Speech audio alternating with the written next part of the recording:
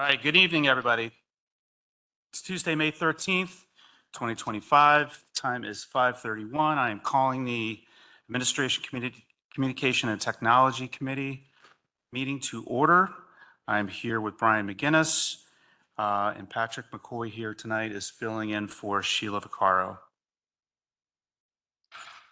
The first order of business tonight is announcements. Do either of you have any announcements tonight? Okay. Second order of business is reports, and we'll start with 2A, the CISO monthly report. Thank you, Brian. Okay, I'm going to go through this pretty quickly because I want to spend a little bit of time on the Agenda Meeting Management Center that we're making some progress on. But there is some exciting stuff here I don't want to skip over. A couple of the initiatives we did, remember initiatives are not projects and they're not help desk tickets, so it's the things that IT kind of gets brought into to help. And one of the things is we began testing the recording of the Planning Commission meetings. We purchased some equipment that makes us look like a radio studio or at least a podcaster. And we tested that at the Planning Commission. The results came out pretty well. It's actually up on the website. It created a playlist for Planning Commission. So we'll continue working on that. I think we need to work out some training and some policy for that, but we're getting close. We'll do it again this month as well. You see what's up in here. Tomorrow, we're getting ready to install 4 new security locks at the Chestnut Street parking garage, which will be integrated into the security system up here. So the staff will have cards like these and parking can better manage the people coming and going from there. Let me see. We did install some more cameras at Taylor Run. We reconfigured a working space in finance for Michelle, who does the accounts payable. Kind of doubled her space. We also installed these microphone speakers at the 3 customer windows. So when customers come in, they don't have to yell through the bulletproof glass. And it took us 5 years to figure this out, I guess. But actually, the solutions I were finding were very expensive through CDW. And then I guess Dana's Amazon shopping skills came into play.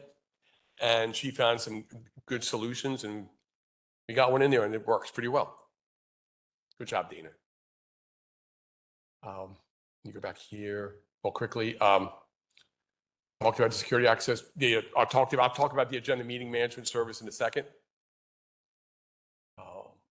We're getting ready to start the project for the audio upgrades in the council chambers. Just finishing up some paperwork. We had our penetration testing earlier this month, and we went over the results with the company. We did very well on that.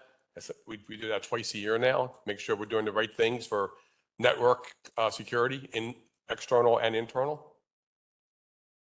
We have a small AI team in the department. We have Nick and Will and Dave March and who's the other one? Nick? Sean Mitchell. We're working on testing his system out. Pretty exciting. What are you using Copilot for? What would you imagine using it for? And Will Williams, as you say that.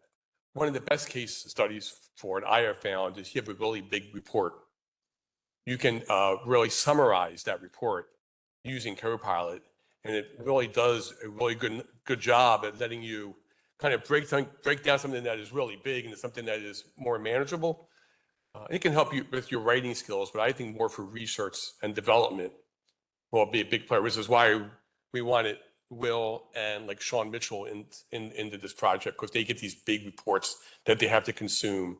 And I think this is going to help them summarize and gather data pretty quickly. It also helps you. You can, like I tried it today, it didn't really work very well. I'll take my monthly report and turn it into a PowerPoint.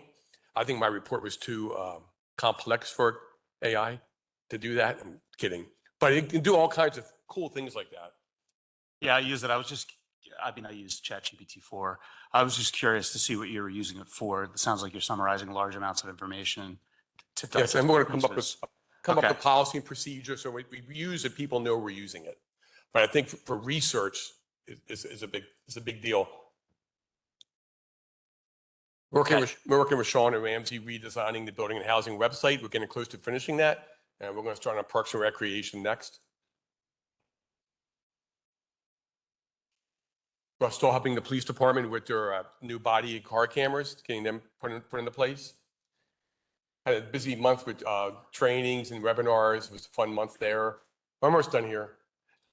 My monthly report does now include analytics on YouTube and Facebook interaction, watching our videos. It was a typical month for cybersecurity. I don't want to go through all these numbers, but the phishing test was very, we had 108 people get the phishing test last month and no one clicked on it. It was how many jelly beans are in the bottle. No one clicked on it. Was very proud of that. I'm not going to go through all the cybersecurity stuff with you right now. Our budget is trending as normal. So any questions about that main stuff? Not the main stuff, the balance here, is that what so you have a 2025 budget and a year to date. Is that a projection for the remainder of the year? Excellent So question. You're Yes. expecting a budget windfall, it looks like right now. Well, what you see here is when I have my year to date, I put into my budget all the subscriptions, all the monthly services, any lease payments, all these things are put in January. So when you see that number of 70, it'll probably be closer to 30 or 35 at the end of the year, because every time we buy parts, computers, hardware, any miscellaneous software licenses, it's coming out of what's remaining there. But that number always looks big at this time of year because we do project out all of our contracts. Like all the Microsoft payments are projected out, for example, through the end of the year. They're already in that budget, although we haven't paid them yet. Okay, thank you. Yes, sir. So what I want to just touch on for 5 minutes is the Agenda Meeting Center. And there's 3 things I want to show you real quickly. I won't take much time here, but this what you see up here, this is where staff will be working on the agendas throughout each month. You can just see, it tells you when it's up on the public side, when it's on the board side, that's you guys. It lets us track our workflow, approvals. So this is where we'll be working, where you guys, this is for the public. This is the most exciting part for me. This is the public side. And I'm going to be using this side of it for the meetings tonight and tomorrow night to present documents. So you can see all the meetings are here. If I clicked on ACT, I don't know if anybody watched my video, but I thought it was pretty exciting. I sent it on Friday afternoon. I know Brian and Pat, I think, watched it. Yes. Okay. So I'm going to click on this guy. I'm going to click on ACT. So I'm a member of the public. Well, I'm getting a couple of things here. What I'm getting the agenda. And remember, the staff is not typing on a Word template to do this. They're putting it in the system and it's building it for us. We just build out what it looks like. And that can always be changed. The public, they can hit the agenda packet option. And what they're going to get on the agenda packet option is the entire packet in one PDF that they could actually download if they wanted to. They can go over here and go here, and you can see they have they can click, easily find documents. They also have the ability to I want to see this right here, the sublease. I can just click right here and it's going to take me right to the sublease. I don't have to go anywhere. I don't have to go to the attachment. The attachment folder will go away. So no more balancing back and forth. Now, if you project yourself into like a month from now and you're looking back at a meeting from 2 months ago, because you're doing research, you want to see something. If you go to meeting media, you're going to see the YouTube video of that meeting when you come back in time. You look at a meeting from 2 months ago. Also, if I go back to meeting files, the minutes will be available right here too. No more trouble finding minutes. They will become part of this. Quick question, Bill, with Copilot, would meeting minutes, would you be able to summarize the meeting minutes under Copilot? If you're using Microsoft Teams, yes. We use WebEx for our meetings, and it does do a transcript, which we send over to Dana. So we are using AI. We've been using AI to help with minutes. It's not perfect. It gets words wrong and so forth, but we are using AI through WebEx. But if you're using a Teams meeting, it does transcribe it very well. So internally, we can do that. Got it. Thank you. Yes, sir. I think this is going to be a big upgrade. You can see how quickly people can find things. The other thing here is, I'm going to go over to your, and they can look at it this way too, if they want to. This is another way of looking at it. If they're logged in, if you're a resident, or you can create a free account. Many people already have a free account for the website, but if they hit share meeting, they can share this meeting. They would be sharing the ACT meeting with whoever they want to share it with their notes. So it's a way for them to engage with each other. So now I'm going to go over to the board's portal, which I'm probably going to end up making it for the department heads too, not just the board. Because this is what you guys could, my vision is some of you would have like a laptop up there. You'd be logged in here as we're going through the meeting. So I'm going to go back over to ACT, my favorite committee meeting. And I'm looking, this is how you're going to see the agenda if you're looking at it here. I can download the agenda. I can download the packet. If I'm doing my monthly report, you can hit these 3 dots while I'm talking. Notes. You can write, Bill talks way too much. It becomes an official note for you. These are private you might need notes. Copilot. You might need Copilot to summarize some of this. Very true, Brian. These are your notes only. No one can see them. They're internal to you. Becomes your notepad for that meeting. That's why I think the department heads could use this when they're in these meetings to keep their notes, because what ends up happening is if I go over to notes over here on this tab, this is your screen. If I go to notes, eventually you might have all 8 meetings here, and you can go until like your ACT, and it's going to show you all the meetings you made for that May 13th meeting. So you can easily go back and kind of check out your own notes as you start to make decisions. And if the minutes have been posted, if it's a meeting from 2 months ago or a month ago, you would see the minutes here as well. So this is where you guys, so here's the minutes, download the minutes. I can just view the file. So this is kind of like your workspace. I'm kind of excited that you guys all have the same workspace. It looks great on your iPhone or your Android device, the agenda center for the public. I think that's really cool. I made a shortcut on my desk, on my phone, so it's boom, right there. And we'll get training, once we get closer, we'll get training out for the community as well. Would you mind if you added me as a tester for this? Thank you. You're a tester. Yeah, I appreciate it. I'll send you. Because you made a lot of progress, and I'd like to noodle with it a little bit. I might have some feedback for you in the meantime. Yeah, I haven't sent you guys all the invites yet, but I'm going to send it to you later tomorrow. I expect notes. I'll give them to you. I hope that you enjoy using it. Well, I mean, you made a lot of progress. It seems like you said, you're ahead of schedule. And, I watched your video and it was very informative. I appreciate you putting that. Patrick was asking when it would be live. My original goal was October, and then I had a reason for that. I wanted to test it all month. And then June and July, I wanted Jeff and I to be on the back end doing it while things are being done normally. And then August and September, all of the staff would be doing it this way as well. And then October live. But we may be able to be a little more aggressive on that. And another really cool thing is the past several years of agendas and attachments will be brought over to this solution. So when people are doing searches, they will find older documents as well. That's awesome. So if they're PDFs, that text will be searchable as well? Correct. And what you're going to see on the public side of things, Sean, tell me when I talk too much.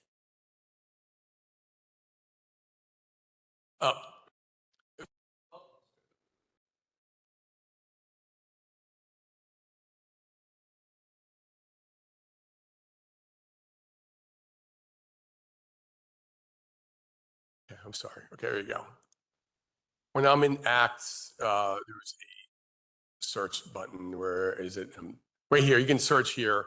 It's going to search the attachments and any text in the on the agenda itself.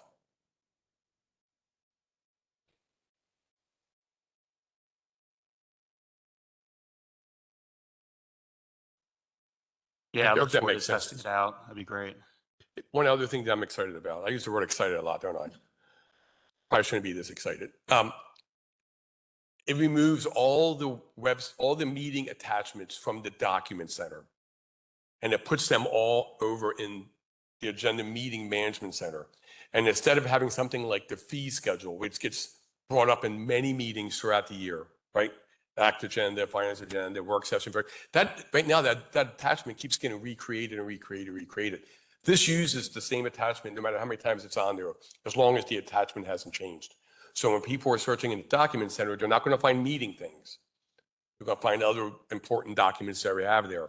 If they want to find documents from the agendas, they're going to find it in this agenda meeting management center. So it kind of separates those two tasks, and it will eliminate a lot of confusion because of multiple documents in multiple locations. I think that's an important thing too that we're trying to achieve here. Thank you. Thank you. Sorry if I talked too long. Quick question, will this then eventually apply to all the commissions and boards as well? Yes, sir. So we have no limit on how many meetings, how many committees we can do. My thought process was to get the borough council stuff done properly.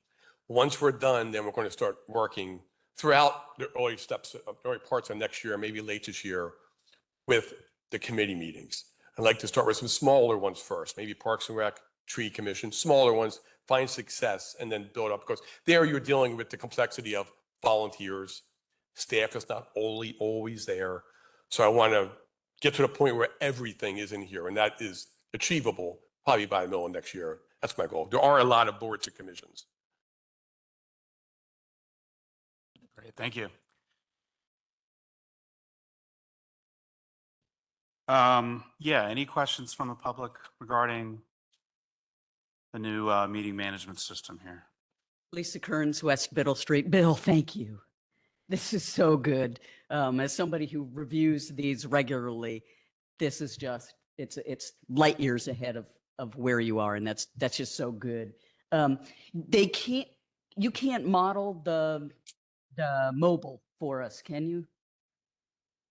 Because I know I access it a lot through mobile, but I take your word for it that it's good. If you go to our website, Yep. because I'm going to go to our website. I'm going to show you where you can find it. Okay. Just click on it on your mobile device. Go to this month's meetings. Right. That's where I usually See, go. coming this fall, a new agenda meeting experience. Right. I wrote that myself. Copilot did not do that.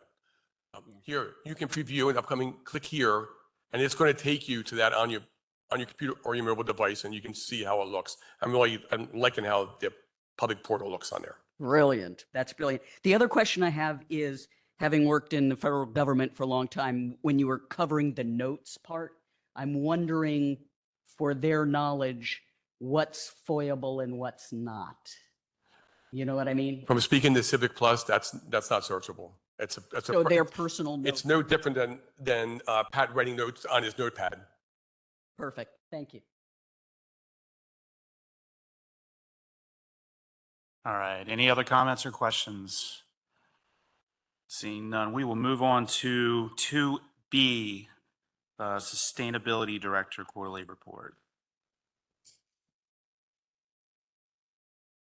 Good evening. Bear with me, I'm a little weak with hunger. Ramsey said she was bringing fried chicken in tonight, but I ended up eating a carrot for dinner. So I want to start off with my personal bread and butter, which is energy. Just touch on a few items here. Chestnut Street Garage, we've had wild swings in energy usage at this facility year over year since before I started. Thought we had it pinned down a couple of years ago, only to have those spikes arise again. So with guidance from a resident from our Sustainability Advisory Committee who works in the industrial sensor industry, we put a couple amperage sensors on circuits that we weren't sure what was happening on those circuits, which led us to 3 5,000 watt heaters running nonstop. In the top of the elevator hoistways, they do something very important, which is prevent the brakes in the elevators from freezing. But the heaters had gone haywire. One of the elevator hoistways had a exhaust fan running simultaneously, so that heat was going right out the top. Those have all been fixed earlier this year, and we're seeing since the fix a 40% reduction year over year in energy usage at that facility. It's about $15,000 a year. We knew there was a problem in the first place because of energy benchmarking, which is a good segue. If you recall, last month, Borough Council signed off on a LOU outlining Westchester's participation in the new Sustainable Buildings Collaborative through the DVRPC, looking to replicate the success of energy benchmarking in 50-plus cities, 8 states that have laws. Those laws require owners of large buildings to report energy usage every year. In doing so, you find stuff like what we had at the Chestnut Street Garage. It's the low-hanging fruit.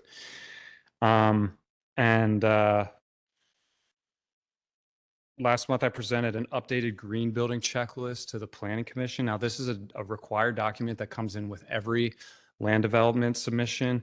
It's been in place since 2017. A lot's changed since then. Building technology, building codes, building science. And the score on the checklist is actually tied to our building height regulations, which have been a point of contention for a couple of years now. So it's important that the checklist is updated and that we're all on the same page on how that impacts the potential height that folks can build to in our town. So that checklist was presented to the Planning Commission. They gave some feedback. We're going to do another iteration, talking to the solicitor to see what we can mandate, what we can encourage. And then when we've done all our homework, we'll come back and ask Borough Council to sign off on that new checklist. The checklist is reviewed by me. I put together a review. It goes to our Sustainability Advisory Committee and then gets forwarded to Borough Council. And obviously it goes back to the owner and developer and creates some good dialogue about sort of nudging buildings in the right direction. First quarter, I like to do a look back on public EV charging data. I'm looking at this all the time, but I like to do an annual look back in the first quarter. Our public charging network had almost 1,000 users last year. We're realizing since 2019, we implemented a fee to offset our costs and also to encourage cars that are charged when they're done to move off the plug so someone else can use them. And we're just shy of $12,500 in revenue there. Greenhouse gas savings have been very substantial. And we're planning to bring 2 additional plugs to Chestnut Street Garage for monthly parkers, guests of the new hotel, so we can expand this. Friendly reminder, every EV on the road makes the air cleaner to breathe, makes the roads quieter, which is nice in Westchester, makes gasoline cheaper for those still using it, and it's a big leap forward in terms of climate action.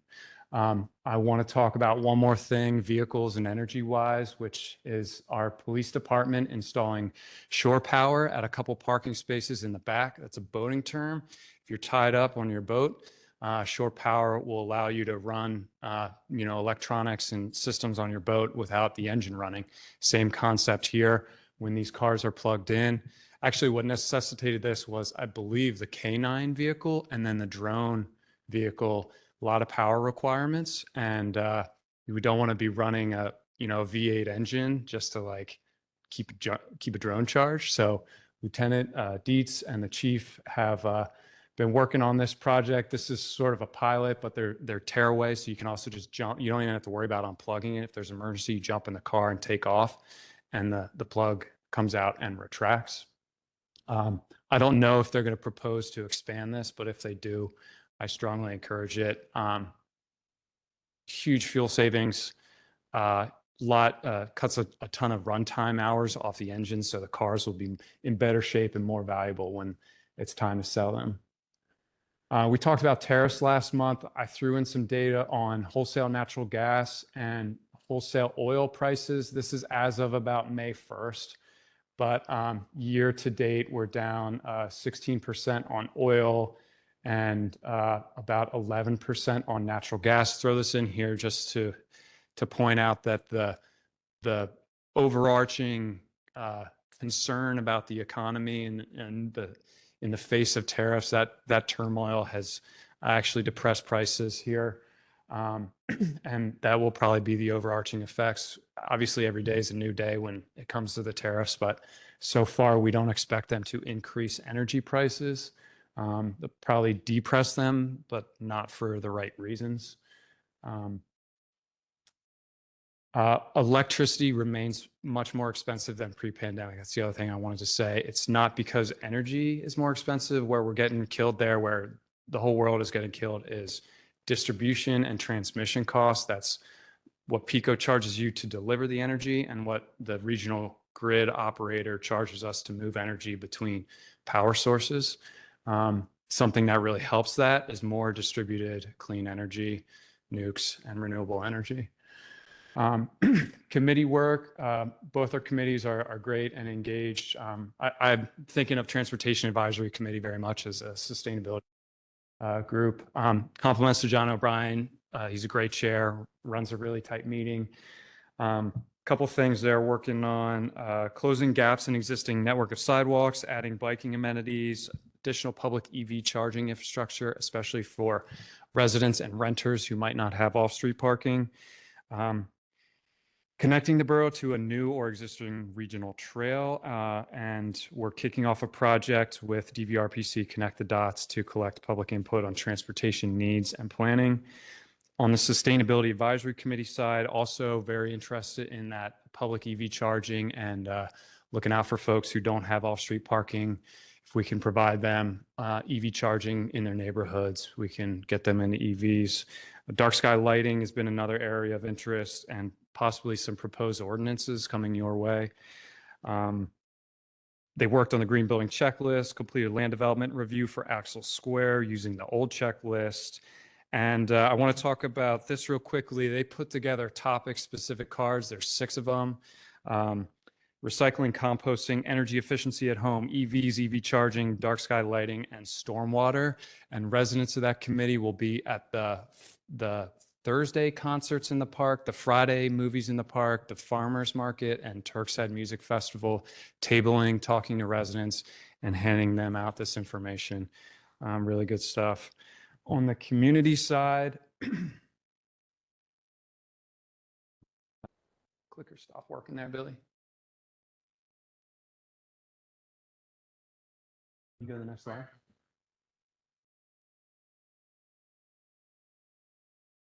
Yeah. Talk about a couple things here. So we hosted with Westchester University and Stroudwater Research Winter Salt Week, which is a nationwide event drawing attention to the impacts of road salt.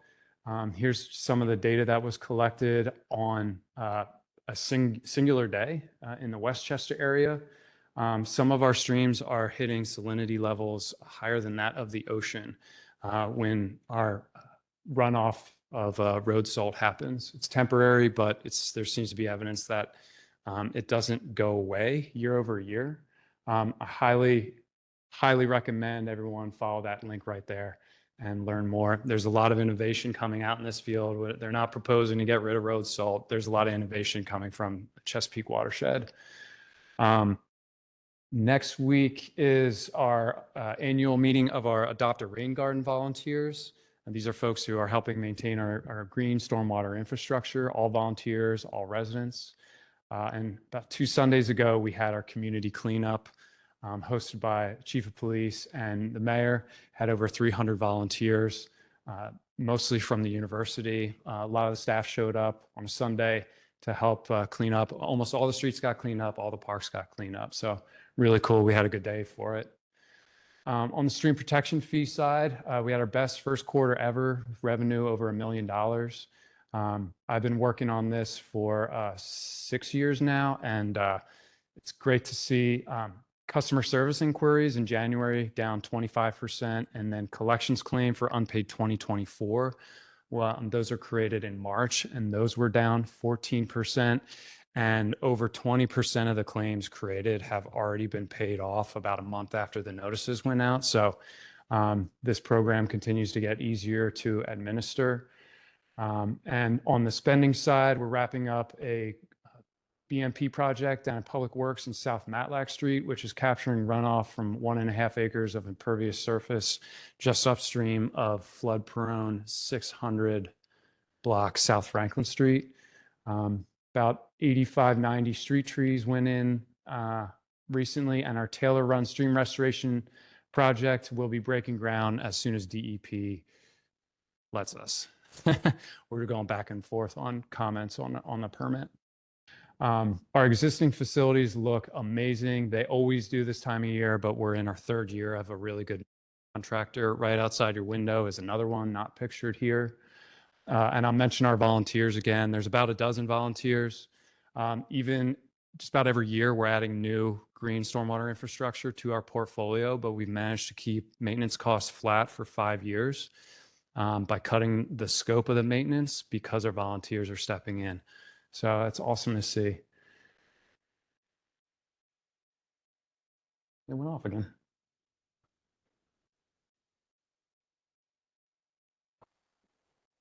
There we go. All right. Couple more slides. Bear with me. It's just a snapshot of grant activity. I'm not going to go through each of these, but these are applications submitted, awarded, and coming up in the next couple of weeks. I think we have one of the most robust grant acquisition initiatives efforts in the state. I'll stand by that. It's not all good news, though. We did have a federal grant that got doged. I'm very sad about this. I wrote this grant last August. I was in my basement, quarantined with COVID, trying not to get my wife sick. I had a 101-degree fever. I wasn't sure what I was writing was English. They got about 50 or 60 applications, and we were one of 3 that got funded. The goal was to establish a permitted food scrap composting site at Snyder Avenue next to our yard waste composting site. That would be leased and managed by a third party and allow for composting to exist elsewhere around Westchester. The scope of work was basically those 6 bullet points, and EPA gave us $50,000 to accomplish that this year, and then they rescinded that about 6 weeks ago.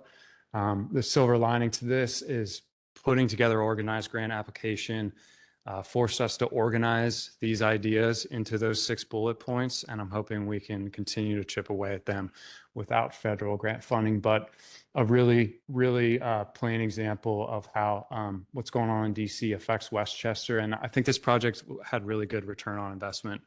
We already have guys every day picking up yard waste, driving it down to Snyder Avenue. The ask was basically pick up food scraps as well, dump it in a pile next to the yard waste pile, and let a third party do the rest. We're almost $100 a ton at the landfill, and couple hundred pounds per household that participates in composting programs like this. So I think even with modest participation, there could have been $30,000 or $40,000 a year in landfill tipping fee savings. A step backwards, but again, there's a silver lining with this. Couple things coming up. Won't hit on these, but Saturday is the Chester County Sustainability Summit. If you didn't get enough tonight, come out to Westchester University Saturday for that event, and I'll see you in a quarter. Hey, thank you, Will. Do you guys have any questions? I got one. You mentioned about we're saving money at the Chestnut Street garage due to the solar panels and whatnot. Has there been any discussion about putting solar panels on right here at Borough Hall? And if our roof would be able to handle that? Yeah, roof could support it. Now's a good time with a new roof. We wrote a grant application about 1.5 years ago to actually do a structural steel canopy in the parking lot and a canopy project. I remember that. Yep. Yeah, which has some other advantages, like we can park in the shade. We're going to tie in EV charging and add some EV plugs for our like building and housing administrative fleet, which would be really great to electrify. I'm glad we didn't get that grant in retrospect, because we probably fast forward to now, we probably would have outlaid a bunch of cash, and then that grant probably would have gone away. So it's sort of a tough time to advocate for renewables. It's just the unknown. It's not like the value proposition. It's the unknown. And this kind of sounds dumb, but I don't want to advocate for a project right now, and then in 3.5 years, the economics are much better. That's kind of where we're at with the Chestnut Street Garage. That was a bleeding edge project, not a cutting edge project. So honestly, like every day is so different that it's just a tough time to plan those out. But to your question, yeah, there is opportunity on the site and there's a good return on investment. Right. No, I think that's good. And another follow-up to the EV charging stations. Mhm. You mentioned, what the rate is that we have. Is that competitive to where the market is? Meaning that Westchester Borough can make more off of the EV charging stations than it currently is now? Yeah, good question. It is definitely a reduced rate versus what you would pay at Wawa, for example. What I will say is that it covers the cost of electricity and creates about $5,000-$6,000 a year for long-term maintenance of our existing stations. I think that's probably as far, I mean, to go beyond that, then I think we would be deriving a profit from that, which there's a philosophical question. And then I think there's sort of like a legal question about that. So I think we've been content to just have it cover the cost, long-term maintenance, probably long-term replacement cost over, 10, 15 years of the infrastructure. But yeah, it's definitely cheaper than you would pay in the market. And personally, I think that's a good thing. It allows folks to charge for less than they would pay even at home. And, anything that helps encourage EV adoption, I think is a good thing. But, we revisit that rate probably once a year when we're updating our fee schedule. And if we want to push it, we can explore those options. I think there's also a balance between, like, if you push too far, then you're going to curtail your use at some point. We haven't found that point yet, but I've just been concerned about not being able to justify the revenue, and sort of wading into that, like all of a sudden we're a for-profit fueling enterprise versus just providing a public service right Well, now. I think to your point though, if these infrastructure costs are going to go up, Mhm. the rate should probably go up almost, in line with that. Yeah, we've doubled the rate since it was implemented in 2019. So definitely not averse to that idea, but I think, yeah, ultimately in my mind, it comes back to like just making sure we're not, accidentally creating a profit. So to that point, though, is there a goal to increase the number of EV stations per Yeah. year? Absolutely. Yeah, I think, but not like grand aspirations. I think we want to do it incrementally, especially in our own facilities, like our garages. I don't think we want to go that route of paying to develop and maintaining. If we're able to tackle that problem of the folks without off-street parking, or maybe you're renting, you don't know if you're going to live there a year or two, so you're not going to invest $1,000 in the garage, even if you have off-street parking. If we're going to tackle that problem on a widespread scale, I think that's sort of beyond us. But for our parking garages, $10,000-$15,000, we can go slap up a couple plugs and recoup those costs in a 3 to 5 year cycle. With a rate that might not be market based, but it keeps us clear of, accidentally becoming a business. That makes sense. Any other questions? Questions from the audience tonight, public? Okay. Seeing none, we will move on to 2C, the Data Manager Quarterly. Hi, Nick Fink, the data manager for the borough. Tough acts to follow. I will try to be brief. So we've done a lot of work in the last couple of years building out new systems, basically our asset management system, our GIS, and our permitting licensing system. Now we're starting to see the fruits of those efforts come together. So data and reporting, now that the permitting system has been up for over a year, we can do a lot more reporting coming out of it. That's how we're identifying and targeting our delinquent rental licenses and the money that's owed to us, and using it to do targeted permit cleanups and things like that in the system and from the old system. We did our FEMA annual floodplain reporting, which we just pulled that out of the system, and me and Sean took a quick look at it, made it much, much easier this year.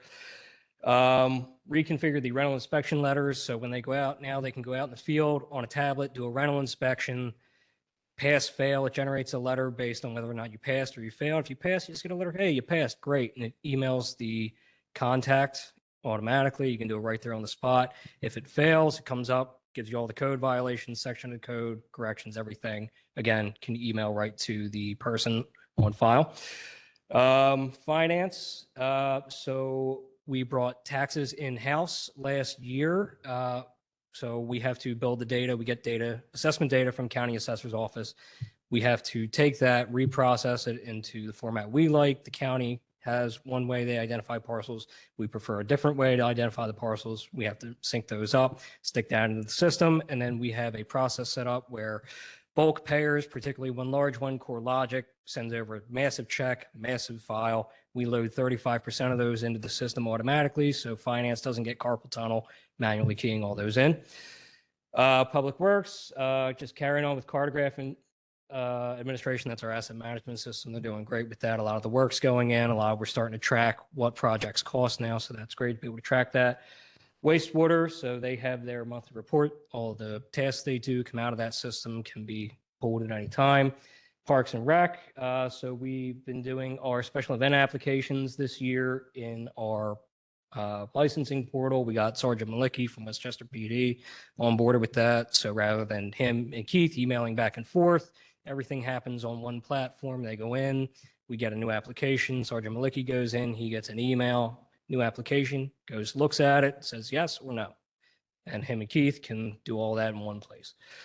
Mapping. So it's a constant challenge in places as old as Westchester with as many homes converted to apartments as we have, to make sure that addressing is up to date. So we're constantly working with the county, making sure that addresses are correct, because that then feeds the CAD systems that feed 911 response with our police, fire, EMS.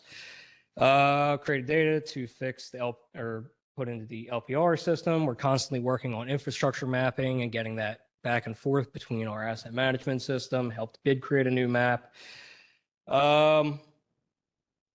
Service area lookup data. So this is one, I don't have quite a flashy presentation like the other guys do, but Bill, if you could pull up the address lookup. This is something I created a couple years ago that I don't think really I ever advertised all that much. So Bill, if you could just click within the Westchester boundary, within the yellow boundary.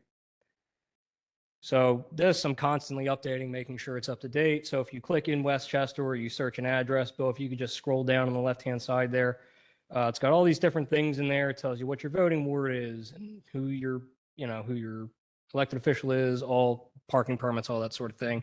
So if you're new to the borough, you're not quite sure about something, you can go in and it'll probably be in this. Bill, if you could, you have a thing up top there.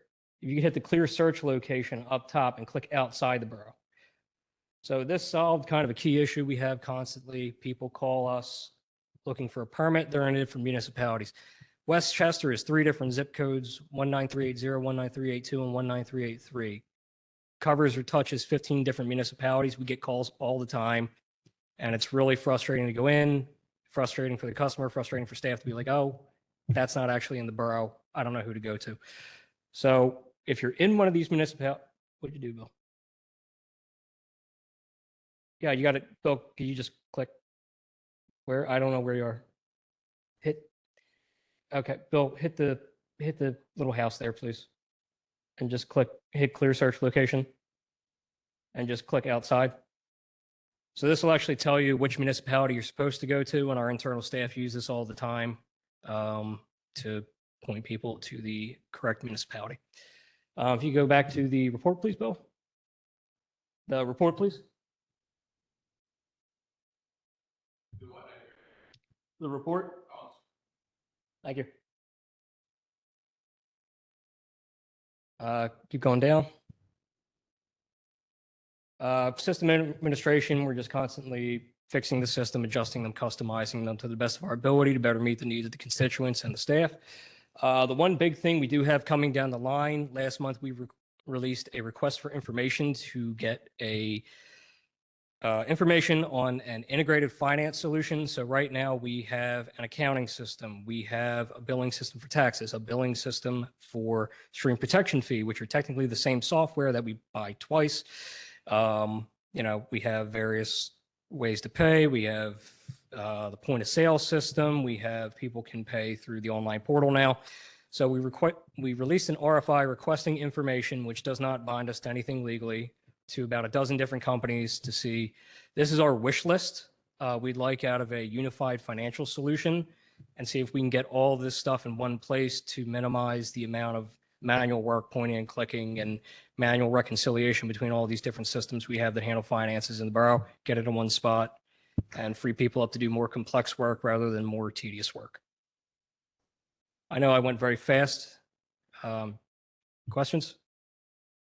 No, that was pretty comprehensive. Thanks for being brief. I did have a question about the comprehensive financial system. What are our neighbors using? Are they using something that we might just go and be able to do a demo of and test out, or at least from the starting point? So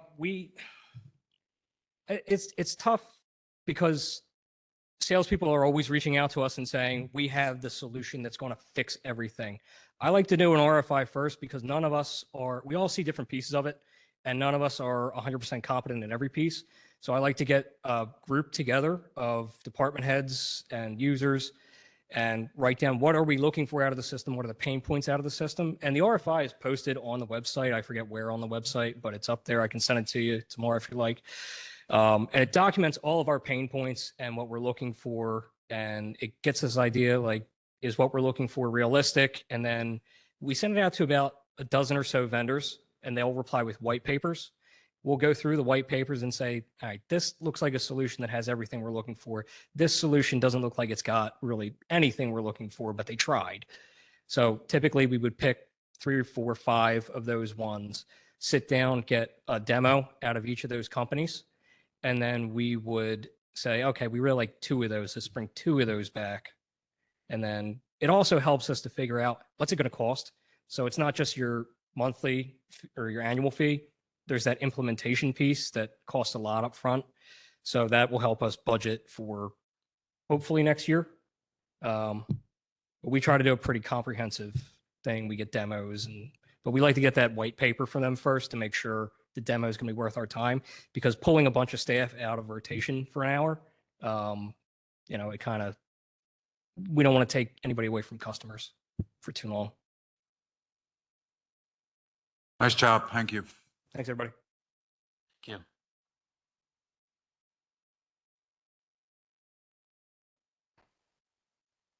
Moving on to old business.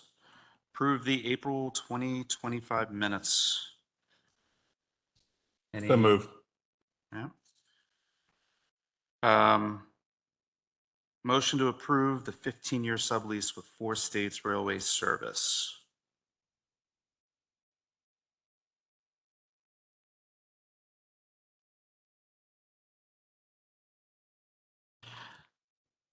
So I didn't really have any questions about this. It seemed fairly straightforward. It's just I didn't either. 15 years, I think, it seems about right. We might get a little bit of conversation about this in full council. I don't know, but I didn't have any issues with it.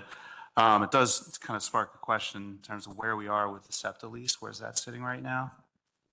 SEPTA to the original. Yeah, that's done and executed. It's signed and it's executed. It's Yep. back.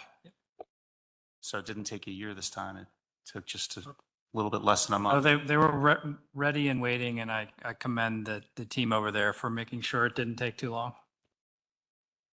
All right. Great. So 3-0, put it on. Yeah, I have Work some session. questions. Yeah. Great. Moving on to 3C, motion to approve draft amendments for chapter 547282 relative to license requirements for electrical, mechanical, and plumbing contractors to perform work in the borough. We will need to schedule a public hearing for June 18th. I was happy to see this all in one document. We didn't have to look at three of them. I didn't have any issues. It fixes the language issue that I think Mr. McCoy pointed out to us. Yeah, looks fine to me. 3-0. Yeah, thank you, Mr. McCoy. Appreciate it. Excellent. Any new business? Yes, this is actually kind of mind riveting stuff here, but I can't stop looking at this. They actually make a magazine called Parking Today, which is unbelievable. But we need to put thrilling. Ramsey Reiner on Parking Today. It would be like on the head of Sports Illustrated, cover. So you're proposing a motion? I'm not making any motion or resolution. I just can't believe they make a magazine about parking. All right, we are adjourned at 6:21.